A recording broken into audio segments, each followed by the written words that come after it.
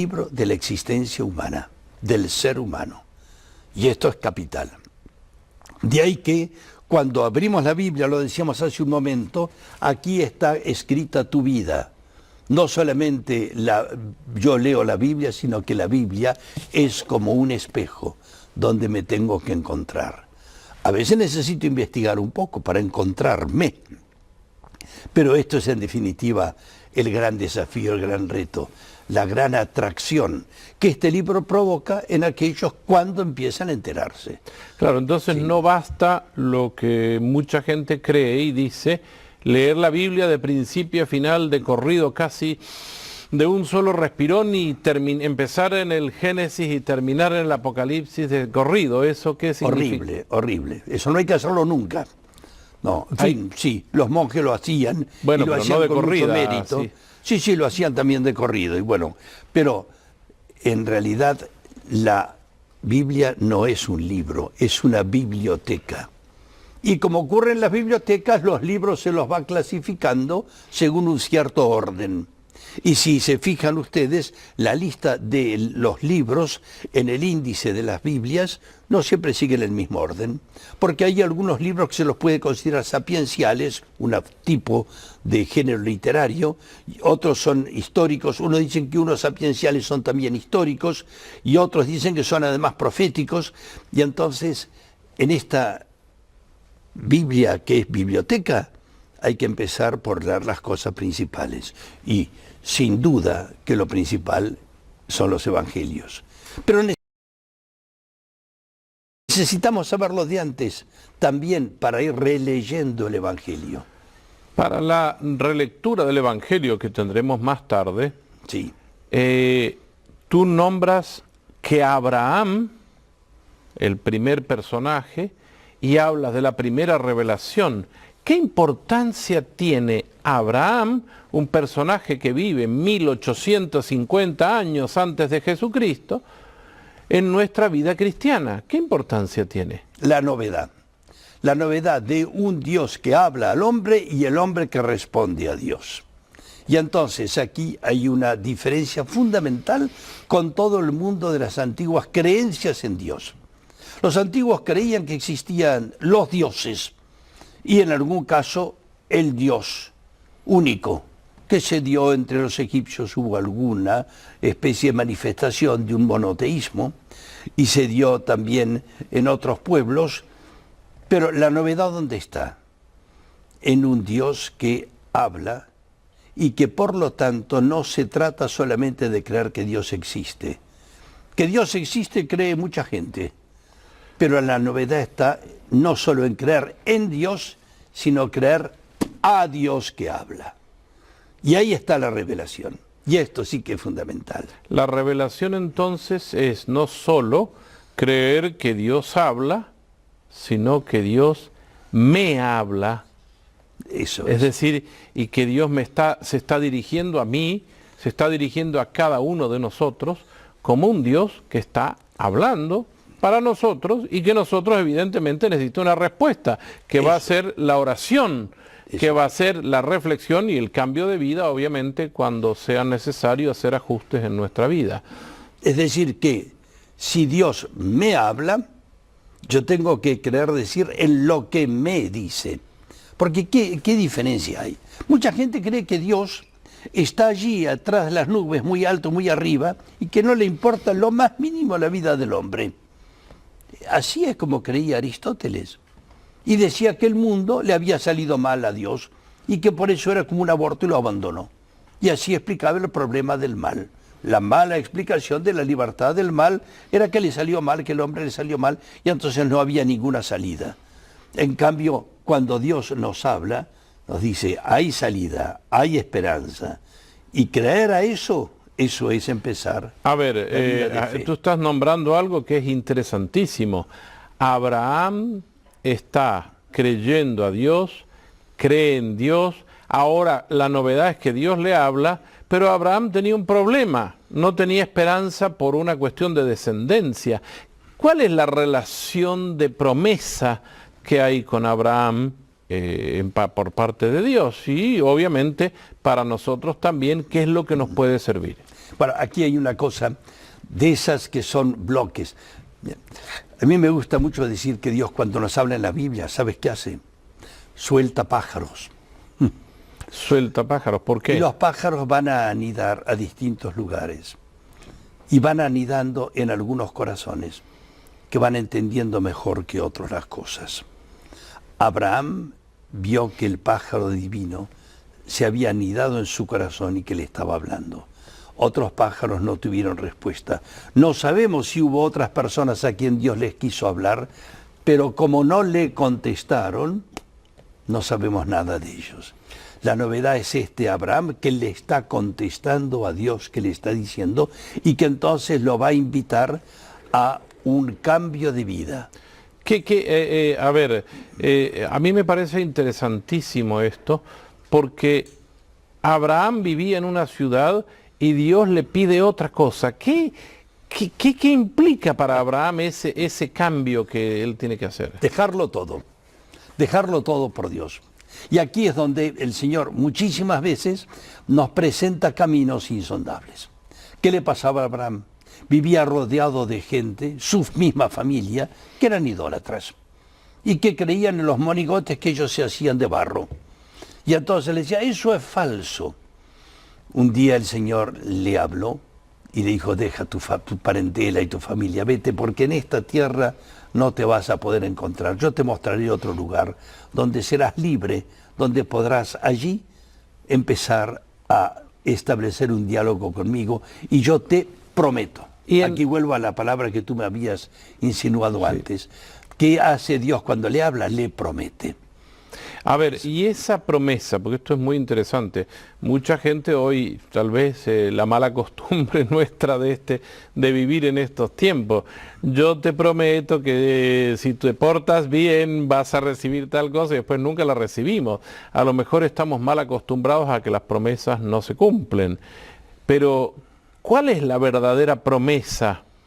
La gran promesa que está relacionada obviamente con nosotros los cristianos, y evidentemente con todo el pueblo está relacionada para darnos a nosotros una nueva visión, porque Abraham está abriendo como paternidad una nueva etapa en la historia de la humanidad.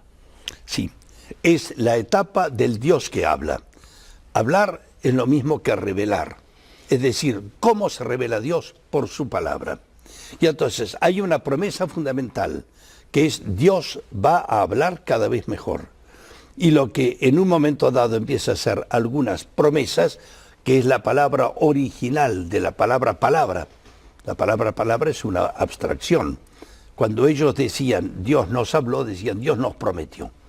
Pero la promesa fundamental es que vendrá alguien que hablará de un modo total.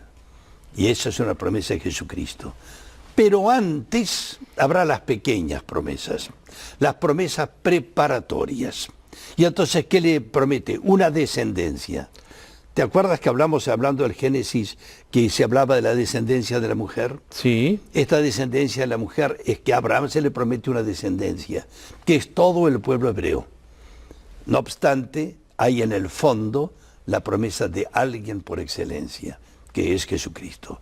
Pero y con el que nosotros, evidentemente, queremos, a partir de estos programas, ayudarnos y ayudarles a ustedes a encontrarnos de una manera orante, porque la Biblia no es para tenerla en casa abierta ni para creer simplemente en Dios, sino para orar con la Sagrada Escritura. Y aquí viene este momento, esa famosa teofanía que se llama, es decir, ese encuentro de esta palabra que se dirige, esta promesa, a Abraham, y Abraham cree. A partir de este creer empieza la descendencia. Bueno, empieza por dejar su tierra, empieza por meterse en un nuevo concepto de la existencia humana. Ahora, Dios empieza por prometerle abundancia, abundancia de descendencia, decíamos, pero tan grande que no se puede contar, como no se puede contar las estrellas del cielo, ni cuántos son los granos de arena que hay al borde de la playa marina. Después le anuncia también riqueza y abundancia. Y eso lo pone a él en marcha. Estamos hablando de un ser primitivo. Si nos encontrásemos hoy en día con Abraham, si pudiésemos despertarnos, quizá Abraham no nos causaría muy buena impresión.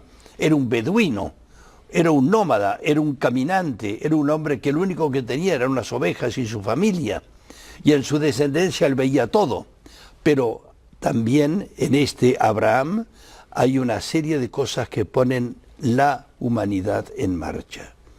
Y esa descendencia y esas riquezas, que son también abundancia de bienes, va unido a la promesa de una tierra que será suya. Y aquí es un tema muy, muy amplio, sobre el cual volveremos a hablar para explicar mejor algunas cosas fundamentales. Y la descendencia se cumple en uno de sus hijos, porque él ha tenido un hijo previo con la esclava de su esposa, porque parecía que su esposa era estéril, y entonces era como una gran maldición para ellos, porque no tenían nadie que se acordara después de ellos. Pero la promesa se cumple en Isaac. Eso es. Isaac, el hijo de la risa, eso se llama, porque cuando el Señor finalmente, siendo él anciano y anciana su mujer, le promete un hijo. Y a la madre que estaba del otro lado de la tienda escuchando, cuando dijo que tendría un hijo, lanzó una carcajada. Y entonces le dirán los ángeles, que eran los mensajeros de Dios, que era en realidad una insinuación de Dios Trino, le dice, ¿te has reído? No, no me he reído. Sí, te has reído. Dentro de un año vendré y tendréis un hijo. Y ese hijo es justamente el que probará todavía la fe de Abraham cuando parece que se le pide que lo sacrifique a ese hijo. Este sacrificio, que me parece que es muy importante, en el pueblo de Israel todavía no está conformado, pero él es el padre del pueblo de Israel, Abraham. ¿Por qué un sacrificio humano? ¿Era común eso, hacer eso? Totalmente común. En realidad, en la novedad y en la auténtica tradición, incluso la hebrea, la novedad del sacrificio de Abraham es un Dios que se impide que se sacrifique un hijo. Porque era común de que todos los padres sacrificaban a sus hijos. La diferencia está que en el caso de Abraham se le había dicho que en ese hijo él sería bendecido. Y ahora se le pide que lo mate. Y ahí es donde otra vez Abraham cree contra toda esperanza, dice incluso San Pablo. Contra toda esperanza. Y en esta capacidad de creer contra lo que está viendo, es donde Abraham va apareciendo como el gran hombre de la fe, que va más allá de lo comprensible. Y el sacrificio, Padre Hernán, el sacrificio de Isaac, ¿tiene alguna relación con Jesús el Cristo? Total. ¿Cuál es esa relación? Y la relación fundamentalmente es que, del mismo modo como Abraham está dispuesto a sacrificar al hijo, también Dios mismo nos dará su propio hijo. Y ahí es donde nos encontramos ante lo que se llama en el Antiguo Testamento los prototipos. Pero que nos quede claro, a pesar de todo, que la novedad de la fe de Abraham es que rompe los esquemas antiguos. E inicialmente no se quiere que se sacrifique ese hijo. Cuando lleguemos a hablar de Jesús explicaremos que lo que pide Dios a Jesús es amar hasta el extremo, como dice San Juan. La muerte es una consecuencia intermedia, aunque este es un tema muy delicado que exigirá quizás ir más allá de este programa, porque son cosas tan sublimes y tan misteriosas. Hay tanto que aprender de todo esto, que también a nosotros se nos rompen algunos esquemas cuando seguimos profundizando en la Biblia. Y yo diría, ojalá con nuestro acompañamiento se nos vayan rompiendo algunos esquemas sobre el concepto de Dios. Padre, tengo que por motivos de tiempo vamos a saltarnos un personaje que es los hijos de Isaac, para pasar a uno de sus nietos, Qué que lástima. es José, porque tendríamos que hablar de Israel, o Jacob. Jacobo o Israel, Sí. pero yo quiero llegar a José, que ha sido vendido por sus hermanos. Sí. No puedo no decirte que tenemos que mencionar a Jacob o Israel, Sí. porque es el padre de las 12 tribus. Es donde se empieza a organizar el pueblo de Israel como tal. Pero la historia de José es una historia de una providencia y una de las historias más hermosas del Antiguo Testamento, en donde un hijo que es preferido, porque era hijo de la mujer más amada de Abraham, de Jacob, es vendido por sus hermanos como esclavo. Y aquel que es vendido por sus hermanos despreciado, termina por convertirse en el salvador de todos. Esta es la hermosa historia. A ver, padre, esto que usted me dice, los hermanos venden, y esto lo podemos ver en la historia del Génesis, y los invitamos a que ustedes nos sigan con su Biblia abierta, porque estamos dialogando sobre estos temas desde el Génesis. José es vendido por sus hermanos, va a Egipto. José el soñador, el que todos conocemos, que le interpreta el sueño al faraón de las vacas gordas y las vacas flacas y todo eso. Ahora usted nos dice, es el salvador de sus propios hermanos. ¿Qué relación tiene esto con Jesús? Para empezar, el nombre de José. A ver. José y Jesús es el mismo nombre. ¿Y qué significa Salvador? Es decir, que este José de Egipto, como se lo conoce, es un prototipo de Jesucristo. Y encontraremos, ya hemos dicho antes, que el sacrificio de Isaac es un prototipo. El mismo Abraham es un prototipo de Jesús. Y en estos prototipos se va manifestando cada vez más claramente un ser que ha de venir, que es Jesucristo. Por eso nosotros estamos hablando de cristonautas, navegamos en Cristo, y Hacia aquí, Cristo. cristonautas, Sí. esto es lo que están haciendo. Solamente una palabra, prototipo, ¿qué significa en una definición?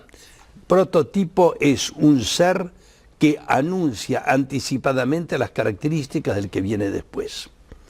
Es como la maqueta, como el proyecto, como la manifestación de alguien más completo que vendrá después. Bueno, en el próximo programa esto lo tendremos más en cuenta. Vamos a hablar un poquito más de este tema, pero ustedes se dan cuenta que esto es impensablemente interesante para nuestra vida. Yo te invito a que hagas oración y que busques en tus tabletas o en tus teléfonos la aplicación Cristonautas y el número 1, o que te dirijas a la página web que está en pantalla o al correo electrónico para que podamos hacer con ustedes un conversatorio más largo. Muchas gracias. Será hasta la próxima. Padre Hernán, gracias por todo lo que has estudiado y nos estás transmitiendo de esta forma tan agradable.